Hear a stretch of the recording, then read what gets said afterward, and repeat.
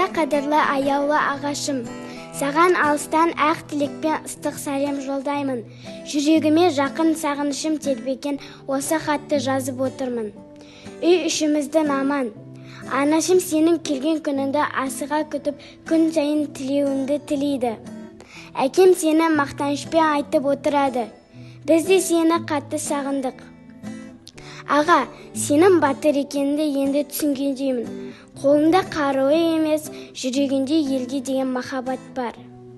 Сенің танды қарсы алып жауынгерлік рухпен саптау тұрғаныңды ойласам, кеудемді мақтаныш кернейді. Мен үшін сен ең үлкен батырсың. Себебі сен тек бізді ғана емес, тұтас елді қорғайсың. Аға, сен үйде жүргенде мен сені кейде түсінбей қалатынмын. Енді ғана сенің әр сөзің, әр ісің мен үшін ең үлгі екенін түсіндім. Сен жоқта бәрі өзгергендей. Үй үшін сағыныш пен үнсіздік басқан. Бірақ күтеміз. Сенің аман есен ораларыңа сенеміз. Сенің салған жолың мен ең үшін үлкен өмір. Сабақтарыма тыңғылықты қарап, саған ұқсап мықты адам болуға тырысып жүрмін. Сен оралғанда мен де сені мақтан ететіндей болғым келеді.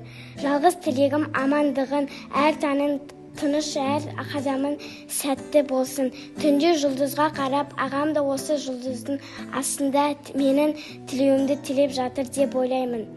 Сағынышымды сөзбен айтып жеткізу мүмкін емес. Сені сағынып, жүрегі елеңдеп отырған қарындасың Еркеназ.